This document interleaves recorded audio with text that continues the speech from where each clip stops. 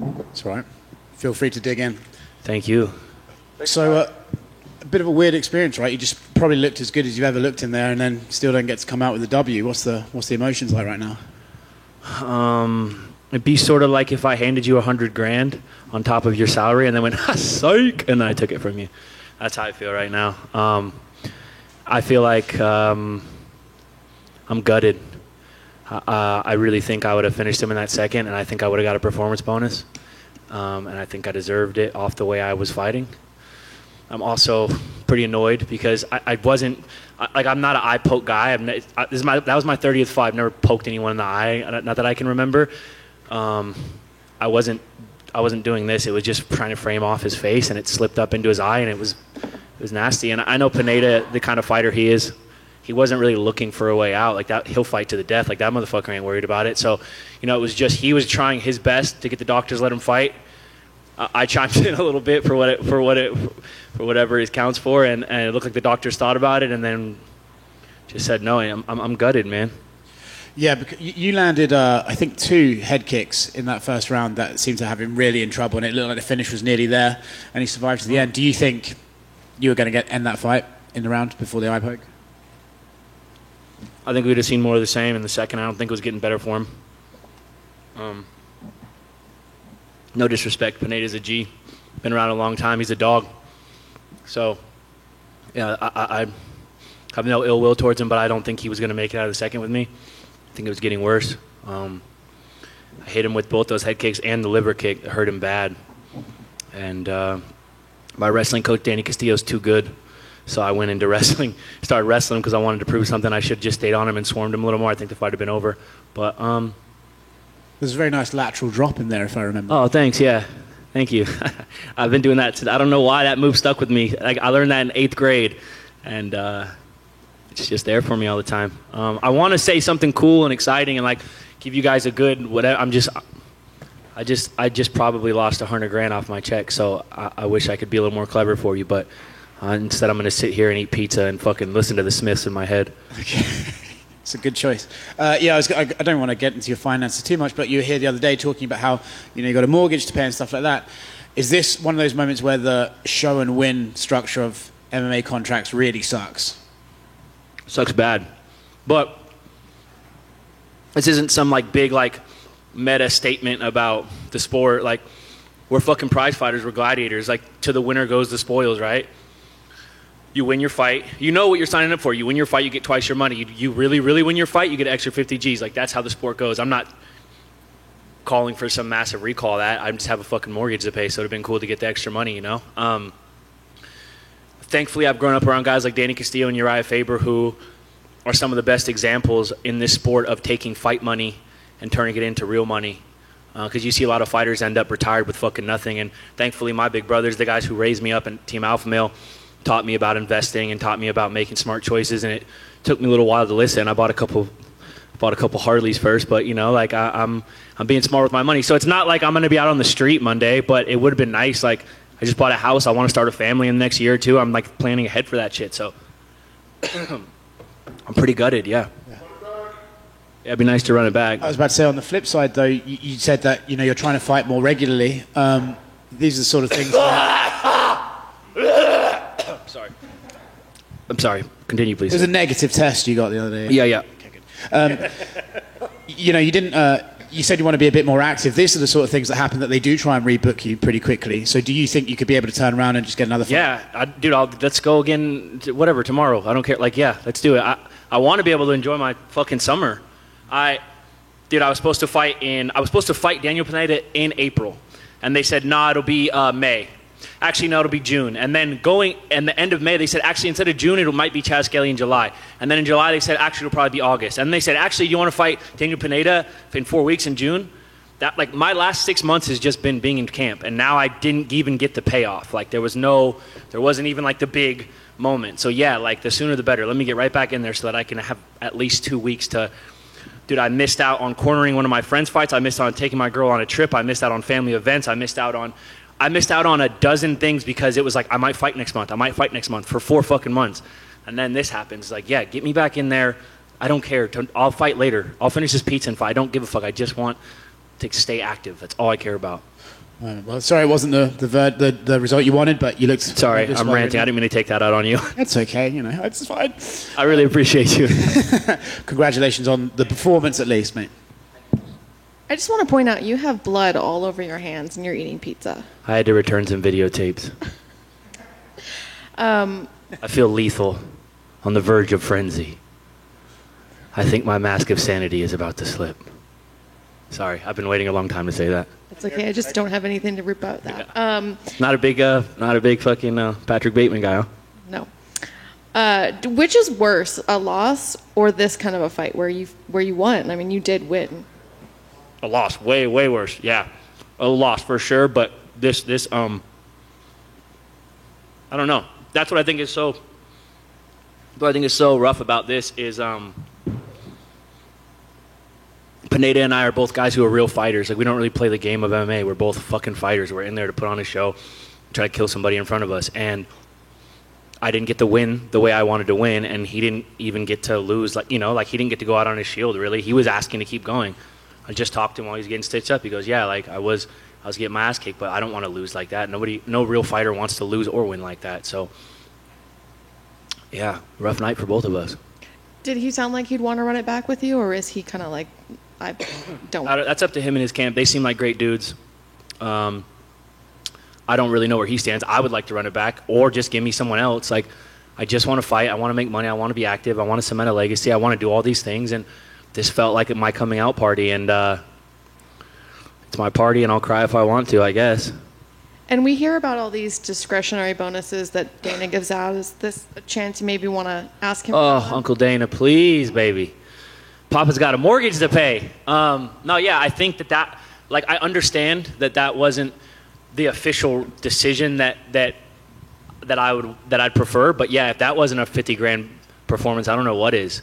I had 2 big head kicks, a body kick. I dropped him 2 or 3 times. I out wrestled him. I did everything. Like, that was, in my opinion, performance of the night. So I would love a little extra something on the side. I don't dictate that, and I'm not here to try to call shots, but I would love a rematch, or I would love a new fight. I would love a bonus. I would love all this stuff. I'm here for it. So I'm here for it, man. I'm super grateful, and I've said it a couple times throughout this week. I have so much gratitude. Like, I turned 31 yesterday. I've grown up in this company, and I'm here for all of it. What Smith song are you listening to? Panic, probably. Panic, or Ask Me, or, I mean, the obvious. There's a couple obvious. There's a light. Heaven Knows I'm Miserable. Heaven knows I'm miserable now. Yeah. Do you really want a rematch with him, since it was obvious that it looks like it was going your way and it was going to be your win? I was looking for a fight, and then I found a fight, and heaven knows. Yeah, I would love a fight with him or anyone else. The fight was going my way. I could do it again in a couple weeks. I don't know. Yeah, I don't know, dude. Were you karaokeing on your birthday yesterday? No, I was fucking cutting weight. I was wrapped up in towels, just manifesting 146 pounds in my head. Do you know what it feels like to weigh 146 pounds as a grown man? It's not fun. I do it for as little as possible. So I spent my birthday cutting weight. But again, you do that to get here, and where else would you rather be? So, you know. Belated happy birthday. Thanks, brother. I know that the discretionary bonus will make it a lot easier to take some time off, but I know you just said, you missed a lot of opportunities, a lot of things you could have spent time with family. You're helping others, and you passed on some things. So if you did get something like that, would it make it easier to take some time away, or you still want to get right back in there to try to get another fight? Because like you said, I think you're fighting tonight. I think you look better than we've seen you in the past few fights easily. I appreciate that. Yeah, I fixed a lot of things to this camp, a lot of mental things, and that's why I believe I looked the way I did tonight. A nice bonus would take the sting off of it for sure. Either way, I didn't take any damage. I'm down to run it right back with anyone, him or anyone else. I do think that made a statement. I think I should be fighting top 10 guys off that. Like, I do think that I really proved some shit tonight. Yeah, the little discretionary would take some sting off that for sure. I felt great in there. I haven't really ever talked about this, but I have OCD like to the point where it almost became like crippling in the last couple years. Like I can't really even go into it without being a little embarrassed. Like the amount, anyone who's ever trained with me can attest, like the amount of little tics and rituals that I have as I'm training. And it's been such a fucking hindrance these past couple years, and it's really gotten in my head and I've really gotten in my own way with all the obsessive compulsive shit. And I've worked really, as hard as I worked to get ready for this camp physically, I worked really hard mentally and got the fuck out of my own way, and I think you saw that, and I'm excited to get back in there and do more of that and fight like that, and that's what you're going to see from here on out. I thank you for sharing that, because I was actually going to ask you, because I know a lot of fighters, when they talk about the mental side and what they're overcoming mental things, it's just a matter of either believing in themselves or starting too slow because of this or that. But you were actually dealing with some other stuff even outside of the fight realm that was affecting you. Dude, my OCD got so bad, I was counting how many times I pet my dog before I walked out. Like, I'd check the doors, I check the door handles, I check the stove, I check this, I check that. I go to pet my dog, I'm counting how many times I pet my dog. I'm counting, like, if I went into it, it'd be fucking embarrassing, like, what it takes for me to get out the door. If you can ask any of my coaches, I haven't been on time to a training session in 15 years because... You didn't check your watch?